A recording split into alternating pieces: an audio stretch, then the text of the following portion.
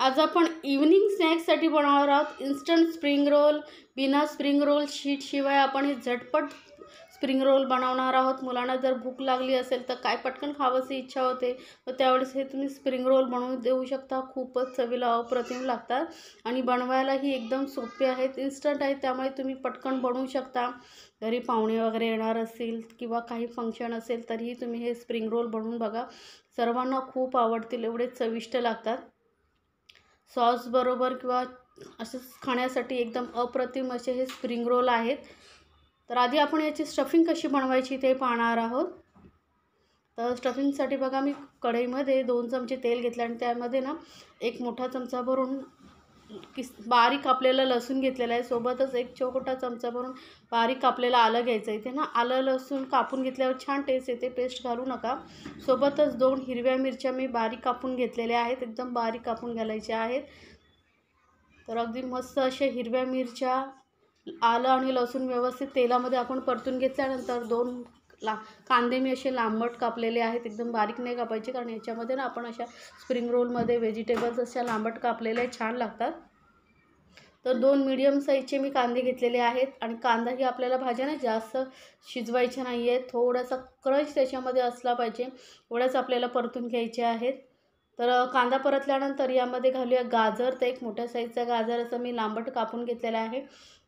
कापून घेतल्यामुळे मस्त लुकही छान येतो आणि टेस्टही छान येते. तर टर्न बाय टर्न आपण यामध्ये भाज्या घालणार. तर गाजर शिजायलाही थोडा टाईम लागतो, म्हणून कांद्याबरोबर गाजरही आपण थोडासा तेलामध्ये फ्राय करून घ्यायचा आहे. तर गाजरही बघा थोडंसं परतलं गेल्यानंतर यामध्ये आपण घालूया आता सिमला मिरची. तर इथे मी ग्रीन कलरची 1 मोठी सिमला मिरची अशी लांबट कापून घेतलेली आहे. आता तुमच्याकडे तिन्ही कलरचे जर सिमला मिरची असेल, कॅप्सिकम, तर तेही घालू शकता. आता इथे भाज्या तुम्हाला तुमच्या आवडीनुसार तुम्ही घालू शकता, बीन्सही घालू शकता. तर आता सिमला मिरची ही आपली थोडीशी शिजल्यानंतर यामध्ये घालूया कोबी ही लांबट कापून घेतलेला आहे. साधारण असे 2 मोठे कप भरून मी कोबी घेतलेला आहे, कारण कोबी शिजायला जास्त टाईम लागत नाही, त्यामुळे ना तो थोडा उशिरा घालायचा, म्हणजे नंतर घालायचं. सगळ्या भाज्या थोड्याशा फ्राय करून झाल्यानंतर आता कोबी पटकन आळतो, त्यामुळे आता थोडंसं मिक्स केल्यामुळे ते बघा कोबीची साईज कमी झालेली आहे. आता हे स्टफिंग मिक्स झाल्यानंतर यामध्ये मी घालते नूडल्स. अर्धा कप नूडल्स बॉईल करून घेतलेले आहेत. नूडल्स ऑप्शनल आहेत, आवडत असतील तर घाला, नाही घातले तरी चालेल. सोबतच ना पनीर घेतलेले आहे, असे छोटे छोटे पीसेसमध्ये कट करून. त्यामुळे ना स्टफिंग खूप छान लागते, मुलंही खूप आवडीने खातात.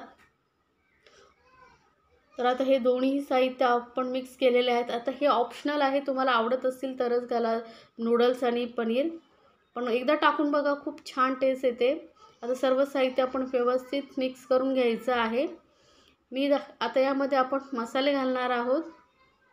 तर मी थोडेसे मसाले घालते, जास्त मसाले यामध्ये जात नाही. तर इथे मी 1 छोटा चमचा काळी मिरी पावडर घातलेली आहे. फ्रेश काळी मिरी पावडर तुम्ही कुठून घालू शकता. आणि सोबतच चवीनुसार मीठ घालायचं आहे. आणि 2 चमचे इथे मी रेड चिली सॉस घालते. तिखट हिरव्या मिरच्याही घातलेल्या आहेत. आता तिखट तुम्हाला किती आवडतं त्यानुसार तुम्ही सोया सॉसचं प्रमाण 2 चमचे घातलेले आहेत. रेड चिलीचं प्रमाण ठरवायचं आहे. 2 चमचे सोया सॉस घालायचं आहे. जास्त सोया सॉस घालू नका, नाही तर डार्क कलरही येईल आणि जास्त डार्क टेस्ट स्ट्रॉंग येते, त्यामुळे फक्त 2 चमचे छोटे घातलेले आहेत. इथे आपल्याला लाल मिरची पावडर वगैरे काही घालायचं नाही आहे, कारण आपण स्टफिंगच असं बनवलेलं आहे, यामध्ये काही गरज नाही. हे जास्त कमी मसाल्यामधले हे स्टफिंग खूप छान लागतं. आता सर्व व्यवस्थित मिक्स करून घ्यायचं आपल्याला. हे मस्त असं आपलं गरमागरम स्टफिंग तयार झालेलं आहे स्प्रिंग रोलसाठी. तर यालाच ठेवूया साईडला आणि पुढची तयारी करून घेऊया. तर एका बाउलमध्ये आपण घेणार आहोत 2 चमचे कॉर्नफ्लोअर किंवा मैदा घ्यायचा आहे. तर इथे मी मैदा घेतलेला आहे, किंवा तुम्ही 1 चमचा कॉर्नफ्लोअर 1 चमचा मैदाही घेऊ शकता. आता थोडंसंच मीठ घालायचं आहे, जास्त नाही, अगदी थोडंसं मीठ घातलेलं आहे. मिक्स करून घेऊया आणि यामध्ये ना पाणी घालून आपल्याला घट्टसर अशी पेस्ट बनवायची आहे. मीडियम अशी, एकदम घट्टही नाही, एकदम पातळही नाही. मी दाखवलेल्या रेसिपी जर तुम्हाला आवडत असतील तर चॅनलला लाईक, कमेंट्स आणि सबस्क्राईब करायला विसरू नका. सोबतच बेल आयकॉनवरती क्लिक करा, म्हणजे माझ्या नवीन रेसिपीची नोटिफिकेशन लगेचच तुमच्यापर्यंत पोहोचेल. बघा व्यवस्थित गुठळ्या न राहता अशी आपल्याला ही पेस्ट बनवायची आहे. अगदी एकसाथ पाणी घालायचं नाही, थोडंसं पाणी घालून आपण ही पेस्ट थोडीशी फेटून घ्यायची, म्हणजे यामधल्या गुठळ्या सगळ्या निघून जातात. तर अशी ही आपली पेस्ट तयार आहे. याला ठेवूया साईडला. आणि आता आपण घेतलेले आहेत ब्रेड स्लाईस. याची आपल्याला साईडच्या कडा काढून टाकायच्या आहेत, कारण आपण हे जे स्प्रिंग रोल आहे ब्रेडपासून बनवतोय, इन्स्टंट असं हे स्प्रिंग रोल आहे. तर साईडच्या सर्व कडा काढून घ्यायच्या. आणि लक्षात ठेवा आपल्याला एकदम फ्रेश ब्रेड घ्यायचा आहे, नाहीतर जर तुम्ही एखाद दिवसाचा ब्रेड घेतलात ना तर व्यवस्थित शीट आपल्याला जशी बनवायचं तसं होणार नाही, तुटू शकतात. त्यामुळे एकदम फ्रेश ब्रेड घ्यायचं आहे. आता याच्या साईडच्या कॉर्नर काढून झालेले आहेत. त्यानंतर आता आपण सर्व ब्रेडच्या ह्या कडा काढून घेतलेल्या आहेत. आता हे जे उरलेल्या कडा आहेत त्या वेस्ट नाही होणार, याचे आपण ब्रेड क्रम्स बनवायचं. तर मिक्सर जारमध्ये आपण याचा ब्रेड क्रम्स करून घेऊ. आता याचा आपल्याला उपयोग करायचा आहे, त्यामुळे असं अजिबात टाकायचं नाही. तुम्ही ब्रेड क्रम्स फ्रीजमध्ये बनवून ठेवू शकता. तर बघा थोडंसं जाडसर असे आपले हे ब्रेड क्रम्स तयार झालेले आहेत. याला एका डिशमध्ये काढून घेऊ, म्हणजे आपल्याला याला कोट करायला इझी होईल. तर हे आपले होममेड ब्रेड क्रम्स आहेत तयार. तर आता काय करायचं, यामधली एक एक स्लाईस घ्यायची आपल्याला आणि याला ना लाटणीने वगैरे असं एकदम पातळ आपल्याला करून घ्यायचे. लाटणी फिरवायची म्हणजे हे एकदम चपटं होतं, म्हणजे आपल्याला जेव्हा आपण स्प्रिंग रोल बनवू शेप देऊ तर एकदम इझी होईल. एकदम इन्स्टंट हे रेसिपी आहे. स्प्रिंग रोल बनवायला टाईमही लागतो भरपूर त्यामुळे हे झटपटचे इन्स्टंट स्प्रिंग रोल नक्की बनवून बघा. ते असं आपण लाटून घेतलेले बघा, लाटल्यामुळे थोडी साईजही मोठी झाली आणि ब्रेड पातळ झाला आहे एकदम. तर आता काय करायचं, हा जो लाटून घेतलेला आहे ब्रेड तो एक घ्यायचा आणि त्यामध्ये आपण ही जी स्टफिंग बनवली आहे ती घालून घ्यायची आहे. तर एक मोठा चमचा असा भरून मी स्टफिंग घेते. एका साईडला अगदी व्यवस्थित स्टफिंग करून घ्यायची. आणि आता काय करायचं, आपल्याला जे आपण पेस्ट बनवून घेतली होती ना ती साईडने आपल्याला लावून घ्यायची आहे, म्हणजे याचे कॉर्नर वगैरे आपल्याला चिटकवायला इझी होतील. कारण ब्रेड आहे त्याला पटकन हे पेस्ट लावल्यामुळे कॉर्नर चिपकले जातात. तर सर्व बाजूने ना चारी बाजूने आपण याला पेस्ट लावून घेऊ. आणि ही रेसिपी तुम्हाला कशी वाटली ते मला कमेंट्समध्ये ज़रूर सांगा, कारण खूपच कुरकुरीत हे स्प्रिंग रोल होतात. मला तरी माझ्या मुलांना खूप आवडतात. तर नक्की बनवा आणि मला कमेंट्समध्ये ज़रूर सांगा तुम्हाला रेसिपी कशी वाटली. आणि याला फक्त रोल करायचं आहे आपल्याला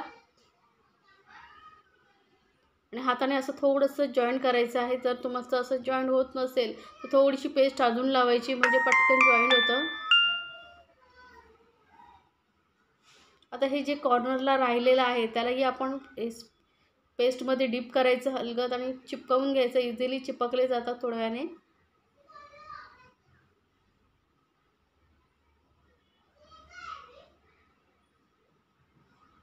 ब्रेड थोडासा ओलसर झाला ना की लगेचच चिपकतो. आणि याला पूर्ण असं पेस्टमध्ये कोट करून घ्यायचं आणि ब्रेड क्रम्समध्ये डीप करायचं आपल्याला. ब्रेड क्रम्सने पूर्ण कोट करून घ्या, म्हणजे कसं जेव्हा आपण फ्राय करू तेव्हा हे ओपन होणार नाही. मस्त असे कुरकुरीत आपले हे स्नॅक्स तयार होईल. झटपट असं होणार हे स्नॅक्स आहे. थोडंसं हाताने प्रेस करा. बघा एकदम मस्त असे हे झटपट आपले स्प्रिंग रोल फ्राय करण्यासाठी तयार झालेले आहेत. किती छान दिसतात. तर आपण हे असे सर्व बनवून घेऊ. आणि या आता स्प्रिंग रोल आपले शीट बनून झालेले आहे. याला आपण अर्धा तास फ्रीजमध्ये ठेवायचं, म्हणजे ते व्यवस्थित सेट होतील. तर अर्धा तास फ्रीजमध्ये ठेवून झाले. ब्रेड क्रम्स बघा आपले मस्त असे ब्रेड क्रम्स लागलेले आहेत, चिपकलेले आहेत, व्यवस्थित सेट झालेले आहेत. तर याला आपण फ्राय करून घेणार आहोत. इथे मी शॅलो फ्राय करते, थोड्या तेलामध्ये फ्राय करते. तुम्ही डीप फ्रायही करू शकता, पण फ्रीजमध्ये नक्की ठेवा, म्हणजे जो ब्रेड आहे व्यवस्थित सेट होतो. आपण जेव्हा फ्राय करतो तेव्हा सुटत नाही. तर एका साईडने फ्राय झाल्यानंतर दुसऱ्या साईडने फ्राय करून घेऊ. मस्त असं एकदम कुरकुरीत होईपर्यंत मीडियम फ्लेमवरती फ्राय करायचे, म्हणजे चवीला एकदम अप्रतिम लागतील. मुलांना टिफिनमधूनही देऊ शकता, मुलंही आवडीने खातील. खरंच खूप छान लागतं. माझ्या मुलांनाही खूप आवडतं स्प्रिंग रोल, म्हणून मी रेसिपी तुमच्यासोबत शेअर केलेली आहे. तर बनवा आणि लवकरात लवकर मस्त एन्जॉय करा. आणि मला कमेंट्समध्ये ज़रूर सांगा. पार्टीसाठी वगैरे खूप व्यवस्थित असा मेनू आहे. असं दोन्ही साईडने कलर असं येईपर्यंत आपण फ्राय करून घेतलेले आहेत. तर असे इन्स्टंट आपले स्प्रिंग रोल तयार आहेत. गरमागरम असे आपण काढून घेऊ.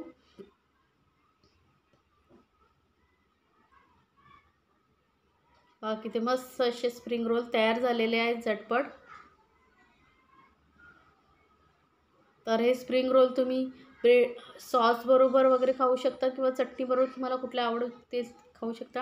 आणि असेची खायला खूपच छान लागतात, एकदम कुरकुरीत होतात. बघूनच तुम्हाला समजलं असेल तर असे हे स्प्रिंग रोल नक्की बनवा आणि कमेंट्समध्ये मला जरूर सांगा तुम्हाला ही रेसिपी कशी वाटली. आणि मस्त मस्त अशा रेसिपी माझ्या चॅनलवरती आहेत, त्याही तुम्ही पाहू शकता. इव्हिनिंगसाठीही तुम्ही टी टाईमसाठी हे स्नॅक्स बनवू शकता.